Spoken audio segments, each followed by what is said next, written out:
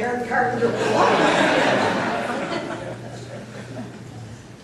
I've worn many hats in my life. I still do. And sometimes I have trouble remembering which one I'm wearing. But one I never forget, and my most cherished hat, is my recovery hat. I am a person in long-term recovery, which means for me that I haven't had to use an alcoholic beverage to try to change who I am, to fit in, to cope, any of those things, since January 6, 1976.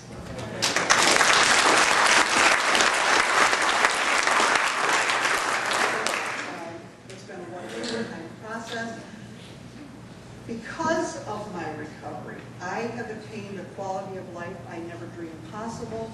I have peace and joy and a sense of purpose and a relationship with my family that I never dreamed possible. And I am outspoken about recovery because I've seen personally and professionally the devastation that addiction wreaks on individuals. But I've also seen professionally and personally how that changes with recovery. To try to tell what's happening in New York State is because you're what I want to be when I grow up. We're working to get there. But just a little bit of our history that we all know, but one of the main things we've had in New York that has been an impetus to this process from the beginning is a network of community-based councils, affiliates of NCADD. I believe, and I think this is still true, Bob Lindsay, tell me New York State has the largest number of affiliates of NCADD in the nation.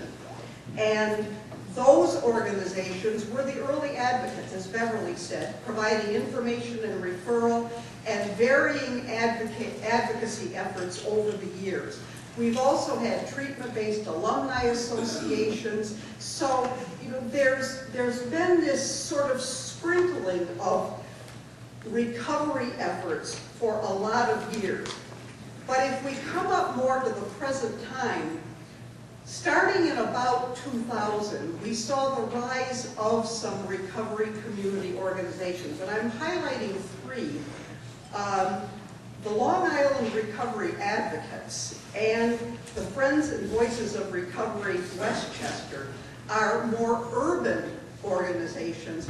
They've been doing some powerful things. The one in the middle is my little recovery organization in 2 rural counties in upstate New York, Friends of Recovery of Delaware and Otsego counties. Each of our counties has maybe 60,000 people and covering a huge territory. I think probably combined we're bigger than Rhode Island, a large area. These organizations started a movement with support of councils, but also with the beginning of the National Recovery Movement, and particularly with the launch of Faces and Voices of Recovery in St. Paul with a summit in 2001. We have provided some of the first of the recovery advocacy trainings, the Johnson Institute's Recovery Ambassador Training, and more recently the Faces and Voices of Recovery media training called Our Stories Have Power, where we're trying to train people how to speak with one voice. Because I believe from an advocacy perspective and as a person in recovery, if we're going to make an impact, if this movement is going to go forward, we got to get our ducks in a row. We've got to be speaking the same language, much as Bill White has said. And this training has done that.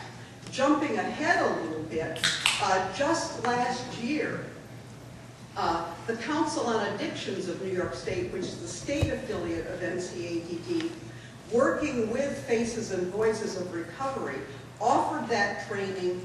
Tom Quadair, we did it 5 times across New York State. In the different regions, one of them was at the ASAP conference and more recently this year at the Drug Treatment Court Conference, to try to get this message out. Civic engagement has been really important. Lyra in 2000, their civic engagement was instrumental in getting the Family Act passed in New York State, which guarantees treatment for family members, not just the identified patient. We've worked hard on parity in New York State and at the national level. At this time, it just shows how things are coming together. The New York State Oasis did have a recovery bureau under the Division of Treatment and Prevention. And through that, again, beginning to connect with Faces and Voices of Recovery, as Karen said, sponsored the Recovery Walk, developed an art festival, many things that were beginning to put recovery on the map. And then also during this time in New York State, different organizations received RCSP awards. The Council on Addictions, with the Rockland County Council as lead agency, also got one. Our focus, given the focus of councils, as we said, going back to Marty Mann and her advocacy, that was when the RCSP was primarily an advocacy grant to raise awareness, to work on public policy. During that time, several small advocacy groups were formed in upstate New York. There were struggles, particularly in our rural areas, with anonymity issues, we've talked about that, and with insufficient funds. I've never in my lifetime been involved in giving money back. We did in 2003 when the focus of the RCSPs changed, because the council network at that time was not in a position to shift to peer-based recovery services. But a few of these groups, with the support of Canis and their local councils, continued to operate, struggling many times. But the influences that have affected us, Faces and Voices of Recovery, the existing organizations which have varied structure, and it was about this time that my local organization began the development of a recovery center. Now, I listened to Phil Valentine and Beverly, and no way. We're rural. We don't have that infrastructure. But we started a small recovery center in the city of Oneonta, upstate New York, population 7,000 natives, and add 3,000 to 4,000 college students, because we've got 2 colleges in the community. We have done it without major funding. We received a legislative initiative from our local senator to help us get started and to renovate a building which was given to us for our use by a local church. It's on their property, that if we did the renovations and then maintained this building and the grounds, then we could have it rent-free. Without that kind of savings, we couldn't have operated. And we began a 2-year process starting in 2005 of the renovation with a small group of dedicated volunteers, primarily the board of Friends of Recovery of Delaware and Otsego County. We had professional stuff we had to have, asbestos abatement and the electrical work. But everything else we did. Volunteers came in. This was where we really began to engage our recovery community, because they began to see this space as theirs. And that's been a lot of the work to date. We had our official opening last September. At the same time now, the paradigm shift that's happening at Oasis and across the state, and the recovery community has been involved in this process from the beginning and participating in all of these activities, because it's like there's a convolution of things. It's like A storm is arising, and it's whirling. We're struggling sometimes to stay on our feet and to catch a breath, but the recovery community has said, built on what's been happening with Faces and Voices of Recovery and other things, hey, now is our time. And if this transformation is going to happen, we have to be directly involved in all of this. We know what our needs are, and we need to have the voice to translate that. The recovery implementation team has had a number of committees. People in recovery are involved on all of these committees. And now we are in the process of developing a statewide recovery community organization. And we have some important guiding principles that this organization must be a key participating partner in everything that happens in New York State. That we must be a separate but equal entity that can represent the views of the recovering community in planning and implementation. That our voice is a critical component in all discussions. That all pathways of recovery must be embraced and included. And that issues of stigma and discrimination related to specific recovery issues must be addressed. Oh boy, okay. We formed a steering committee made up of 25 people. We've informed Commissioner Carpenter-Palumbo of our plans.